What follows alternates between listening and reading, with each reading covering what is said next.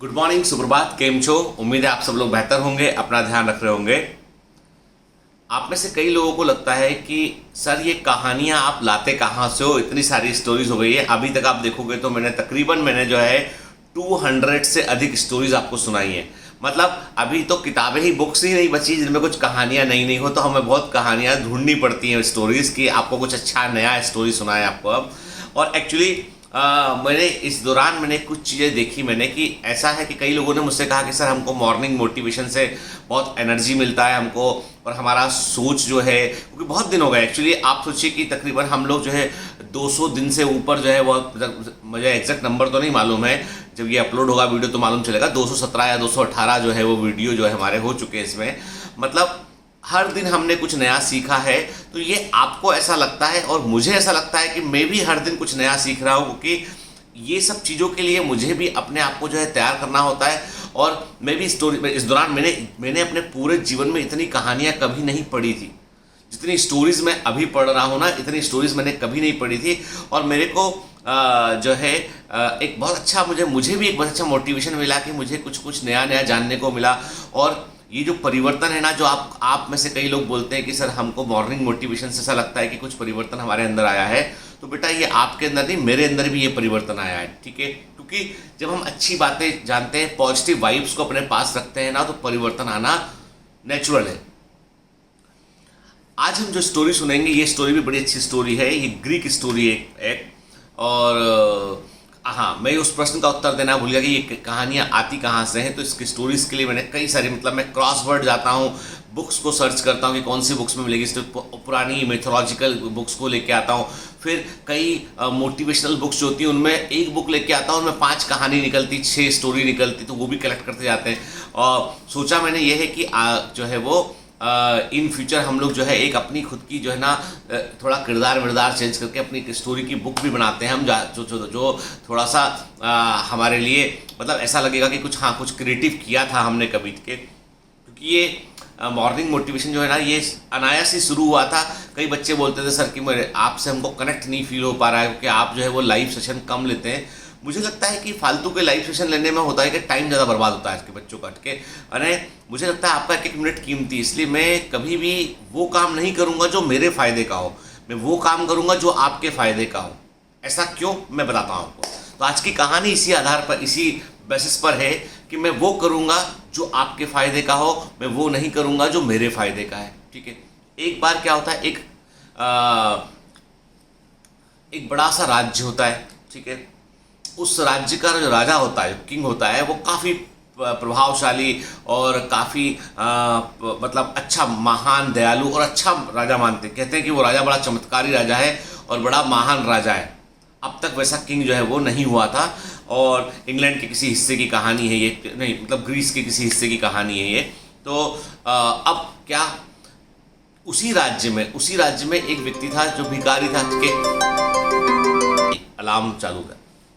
उसी राज्य में एक व्यक्ति था जो कि भिखारी था, बेगर था के। और वो, आपको पता ही है ना, भिखारी मांग के भी, जो सड़क पर से जा रहे हैं जो लोग, उनसे कुछ मांग लिया, खाने पीने को दे दिया और कुछ पैसे मिल गए उनको, तो उससे सब काम चला करता था के। लेकिन वो दिन भर भीख मांगने पर भी क्या होता था कि उसके पास इतना अनाज इकट्ठा नहीं होता था कि वो पेट भर के खा सके। दिन भर भीख मांगने पर भी उसके पास इतना पैसा नहीं होता था कि वो लकड़ी वकड़ी खरीद के जो है वो जला सके, ताकि गर्मी मिल सके उसे। क्योंकि वहाँ के जो एरिया होता है, वहाँ पे ठंड भी काफ़ी पड़ती ग्रीस के एरिया में, तो वहाँ पर जो है वो इतना उसको पैसा नहीं मिलता है कि वो लकड़ी खरीद सके, गर्म कपड़े अच्छे वाले खरीद सके। वो उसके पास कुछ 2-4 कपड़े होते हैं, वही ओढ़ के सो जाता है वो, है ना। बड़ी कठिनाई से उसके दिन गुजर रहे होते हैं। तो उसे एक दिन खबर मिलती है कि इस नगर में, जिस शहर में वो रहा करता था भिखारी, वहाँ पर राजा आने वाला है। तो उसने कहा भी राजा आने वाला है, यदि आम आदमी से मैं कुछ मांगता हूँ तो थोड़ा सा अनाज मिल जाता है मेरे को, थोड़ा सा कुछ पैसा मिल जाता है मेरे को, जिससे मेरी आवश्यकताएं पूरी नहीं होती हैं। क्यों ना मैं राजा से मांगूँ। राजा से मांगेंगे तो राजा जो देखेगा कि भाई हमारे नगर में प्रवेश करते ही भिखारी मिला हमको और बड़ा परेशान हालत में है, तो राजा को लगेगा, दया आएगी उसको, तो मेरे को कुछ बड़ा देगा, कुछ अच्छा उपहार देगा। तो राजा के देने में और आम आदमी के देने में तो बहुत फ़र्क होता है। तो उसने प्लानिंग तैयार किया। उसने कहा कि राजा इस नगर से, उसने पता लगाया कि राजा आएगा कहाँ से। उन्होंने कहा भाई नगर में ये प्रवेश द्वार है, यहाँ से राजा आएगा। तो वो नगर के प्रवेश द्वार से थोड़ा बाहर निकल कर जो है वो अपना रोड के किनारे, सड़क के किनारे बैठ जाता है कि राजा जब आए तो राजा की नज़र उस अकेले व्यक्ति पर पड़े। किस पर? भिखारी पर। क्योंकि यदि नगर के अंदर इंटर करेगा तो नगर में तो बहुत लोग हैं, इधर भी लोग हैं उधर भी लोग हैं, तो कहीं राजा की नज़र से वो मिस ना हो जाए। तो वो नगर के बाहर निकल के सड़क के किनारे आगे जाके, काफ़ी यानी आगे जाके रास्ते में राजा मिले और वो अकेला दिखे वहाँ पे, ऐसा उसने अरेंजमेंट किया और वो भिखारी वहाँ जाकर बैठ गया। अब राजा का काफिला आना शुरू हुआ वहाँ से कि जब राजा काफिला निकला और मालूम चला हाँ भाई राजा आ रहे हैं, तो राजा का काफिला निकला तो वो भिखारी जो है जैसी भी दयनीय स्थिति थी वैसा बैठा हुआ था। वो काफ़ी देर से उनका इंतजार कर रहा था। अब राजा का काफिला आया, होता ना जो जत्था चलता भी कि घोड़े सवार ये वो सब, ठीक है। फिर राजा ने देखा अरे ये कौन बैठा सड़क किनारे, पता लगवाया। उन्होंने कहा कि ये तो बहुत परेशान आदमी है, भिखारी है, कुछ नहीं इसके पास, ऐसा परेशान। राजा जो है वो उसने अपना काफिला रुकवाया। राजा उतरा रथ से, उतरने के बाद उसके पास गया, हाथ जोड़े उसके, और राजा के पास में एक थैली थी, उस थैली में हाथ डाला। भिखारी को लगा कि अब मिला मुझे सोना, अब मिला मुझे पैसा, अब मेरे को बड़ा उपहार मिला, राजा ने मुझे देख लिया। राजा ने हाथ डाला थैली में और एक कटोरा निकाल लिया और कटोरा उसके आगे किया, भिखारी के आगे। अब भिखारी की समझ ना आए कि क्या बोले भाई वो। अब राजा है तो कुछ पूछ सकते नहीं, राजा से कुछ बोला आपने तो राजा मतलब गुस्सा हो गया तो फिर तो सर धड़ से अलग हो जाएगा। राजा तो राजा थे, उन्होंने जो बोल दिया मतलब बोल दिया पहले के ज़माने में। तो अब भिखारी का हाथ जोड़ के कटोरा आगे किया। भिखारी बोला कि हे राजा, हाथ जोड़ के भिखारी बोला मतलब मैं कुछ समझ नहीं पा रहा हूँ। राजा बोला कि भाई हम लोग बहुत दूर से निकले हैं एक्चुअली, और मेरा ऐसा है कि मैं राजा भले ही हूँ लेकिन मैं तब भी जो है कोई देता है खाना वही मैं मांग कर खाता हूँ, तो कुछ हमें अनाज दे दीजिए ताकि हमारे सैनिक वैनिक पका लेंगे इसको और मेरे लिए कुछ बना देंगे खाने को। और अब भिखारी बड़ी टेंशन में, भिखारी बोला कि यार मैं तो सोच के बैठा था कि राजा आएगा और मेरे को बड़ा उपहार देगा, गिफ्ट देगा, ये तो मेरा बच्चा कुचा खाना जो है और लेके जा रहा है, बोल रहा है और मेरे को खाने को दे दो। भिखारी ने मतलब सोचा, मन में सोचा उसने कि मना कर दूँ राजा को, भाई मैं तो खुद ही भूखा हूँ बहुत दिन से, मेरे पास कुछ है ही नहीं है। फिर मन महसूस के भिखारी ने कहा कि ठीक है देखता हूँ करता हूँ। राजा हाथ जोड़ के कटोरा लेके खड़ा हुआ, राजा भी कुछ दे दो मेरे को। भिखारी ने अपनी थैली में हाथ डाला और देखा तो कुछ उसे चावल के 10-15 दाने मिले, वो राजा की उसमें डाल दिए। राजा ने ये भी नहीं देखा कि 10-15 ही दाने चावल के। राजा ने उस कटोरे को देखा और कटोरा अपने थैली में डाला और धन्यवाद बोल के अपने रथ पर बैठ के आगे निकल गया। अब भिखारी को बहुत गुस्सा।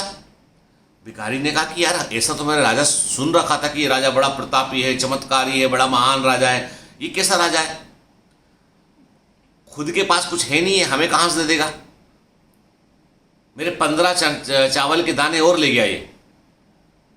भाई 15 दाने का 1 चम्मच मान लो भाई, चलो ठीक है पकेगा तो 1 चम्मच बनेगा, वो और ले गया ये, कैसा राजा है। घनघोर निराशा हो। इससे अच्छे तो आम लोग हैं वहाँ पे सड़क पे जो अपने शहर में रहते हैं।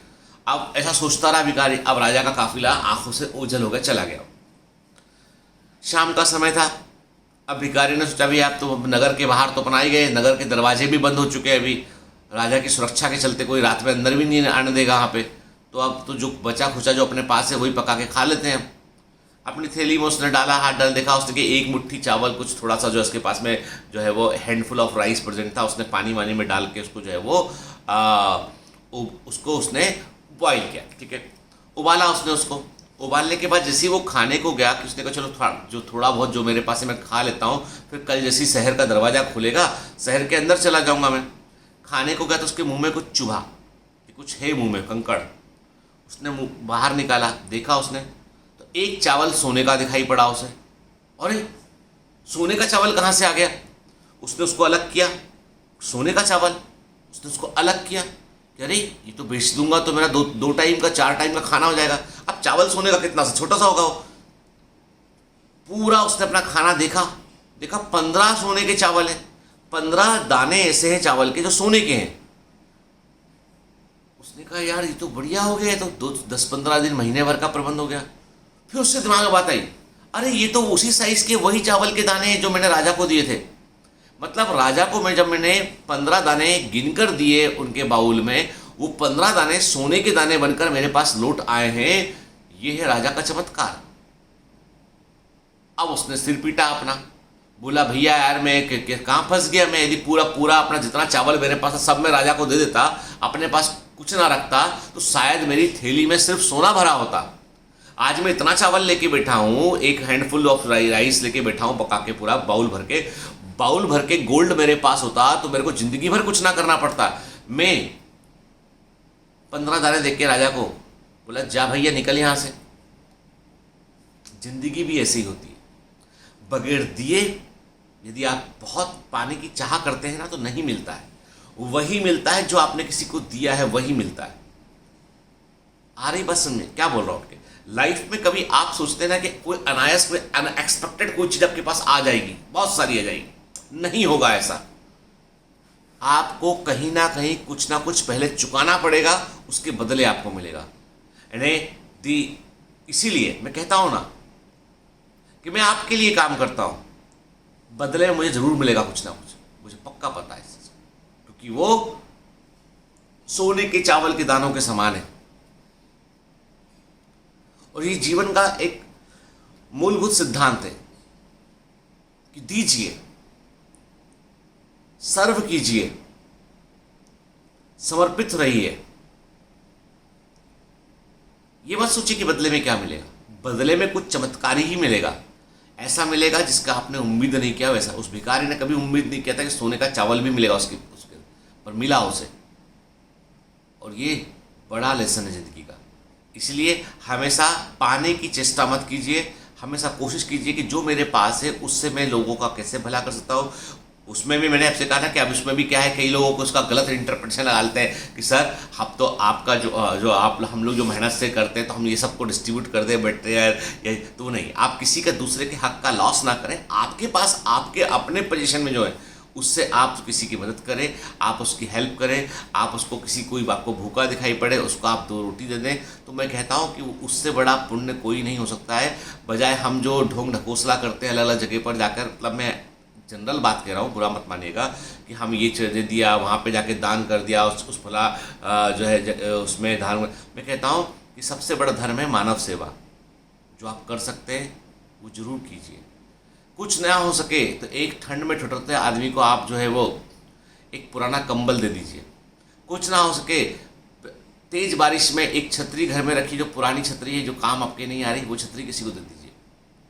कुछ ना हो सके तो पुराना जो सामान कुछ रखा होता है ना, वो किसी आदमी को आप दे देंगे तो शायद उसके लिए, आपके लिए वो पुराना और कंडम हो चुका, पर किसी के लिए शायद वो भी अवेलेबल ना हो, उसके लिए वो बहुत बड़ी संपत्ति हो सकती है वो। तो अलग अलग पर्सपेक्टिव होते हैं, तो हमको इस बात को सोचना होगा। हमें बस इतना ध्यान रखना है कि हम बहुत बड़ा परिवर्तन नहीं करेंगे। हम सिर्फ इतना कि हमारे आसपास के लोगों में कोई दुखी ना हो, बस इतना प्रबंध करेंगे।